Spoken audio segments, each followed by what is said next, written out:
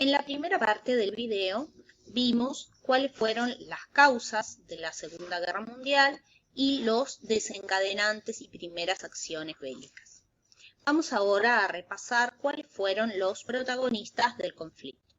Por un lado, tenemos a Hitler en Alemania, que había desarrollado una política belicista y militarista que buscaba expandir las fronteras de Alemania a lo que consideraba su espacio vital.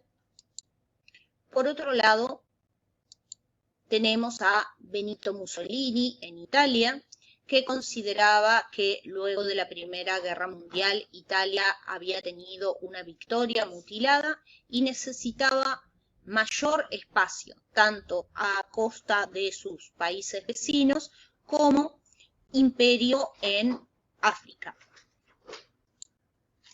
En una situación similar se encontraba el emperador Hirohito en el Japón, con un gran conflicto sobre todo con su vecino China, con el que estaba en guerra desde 1937.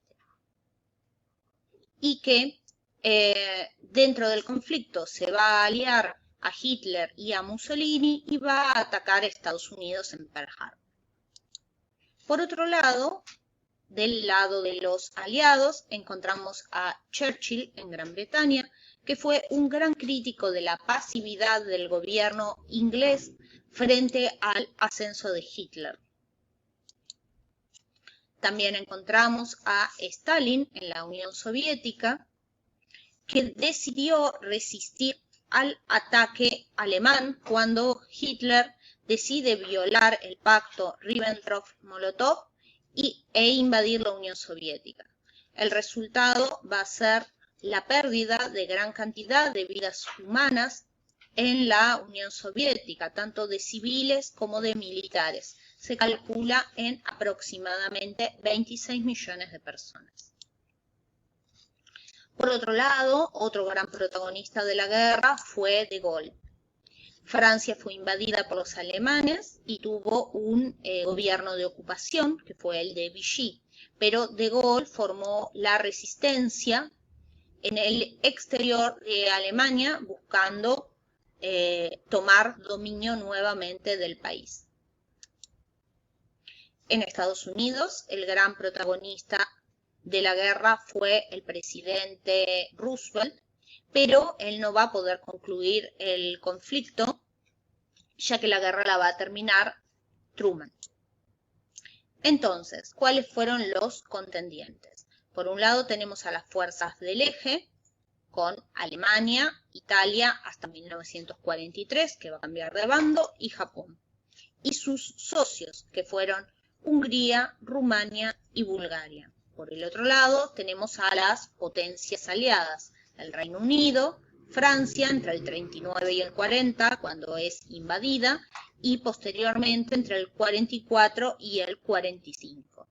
La Unión Soviética desde 1941, que es atacada por Alemania, y Estados Unidos también desde 1941, cuando es atacada por Japón. Finalmente Italia, que cambia de bando y a partir de 1943 pasa al bando aliado. Entonces, las tres principales figuras dentro de los aliados son Stalin, Roosevelt y Churchill, que acá los podemos ver juntos en una foto.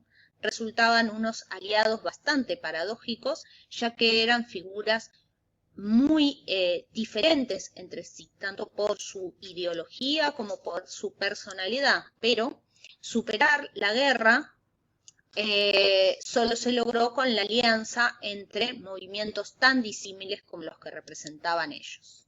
Y por otro lado tenemos acá el pacto de acero entre Benito Mussolini y Adolf Hitler. Si bien Mussolini protagonizó un gobierno de corte militarista, luego el ejército italiano no estuvo a la altura de las circunstancias, tanto en su invasión a Francia como en su campaña en África y su incursión en la Unión Soviética, mostró severas deficiencias, con lo cual el ejército alemán estaba muy descontento de su actuación. cuál fue el final de la guerra. Finalmente, las fuerzas aliadas lograron penetrar en Alemania, liberar los campos y ocupar Berlín. Cuando decimos los aliados a la vez lograron esto, fueron tanto por el lado oriental desde la Unión Soviética como por el lado occidental, sobre todo Francia, Inglaterra y Estados Unidos. Pero podemos ver que ya en ese momento estaba en ciernes el conflicto que vendría, ya que existía una competencia sobre quién llegaba antes a ocupar Berlín o a liberar el campo entre Estados Unidos y la Unión Soviética. Y también dentro de este conflicto en ciernes podemos interpretar el hecho de que Estados Unidos arrojara las bombas nucleares sobre Hiroshima y Nagasaki. Eso lleva al ejército imperial japonés a rendirse de forma incondicional. Sin embargo, ya la victoria de Estados Unidos sobre Japón estaba asegurada cuando lanza las bombas atómicas. Por eso algunos suponen que en realidad significaba una advertencia a nivel mundial sobre que había logrado desarrollar esa tecnología. Una advertencia entonces que iba más para la Unión Soviética que para el propio Japón.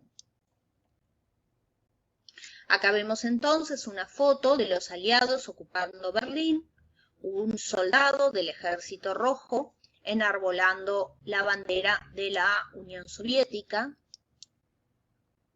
Y acá vemos otra foto de los aliados, en este caso un marín norteamericano, en las escenas de la liberación de un campo de concentración. Y acá vemos una impactante foto de las bombas atómicas lanzadas sobre Japón. ¿Cuáles van a ser las consecuencias de esta guerra? Como consecuencia de la guerra, fallecen 62 millones de personas. Además, esta guerra va a tener el saldo de la formación de campos de concentración y de exterminio a escalas no utilizadas hasta el momento. Además, se van a producir masacres masivas sobre la población civil con bombardeos, bombas atómicas y violaciones masivas de los derechos humanos de las personas. Otra triste novedad que se va a producir en esta guerra es la utilización de personas para realizar experimentos científicos. Además, como consecuencia de este conflicto, va a haber durísimas condiciones en la posguerra para la mayor parte de la sociedad europea. Eso va a llevar al diseño del Plan Marshall, que era un plan de reconstrucción europea gracias a créditos de Estados Unidos que va a llevar a una rápida recuperación de las economías.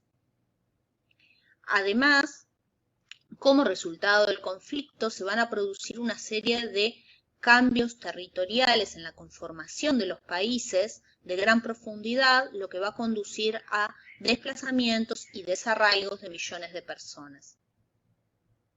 Como consecuencia del conflicto van a emerger dos grandes potencias. Por un lado, Estados Unidos y por el otro lado, la Unión Soviética, que rápidamente se verán enfrentados en un escenario que se va a conocer como Guerra Fría.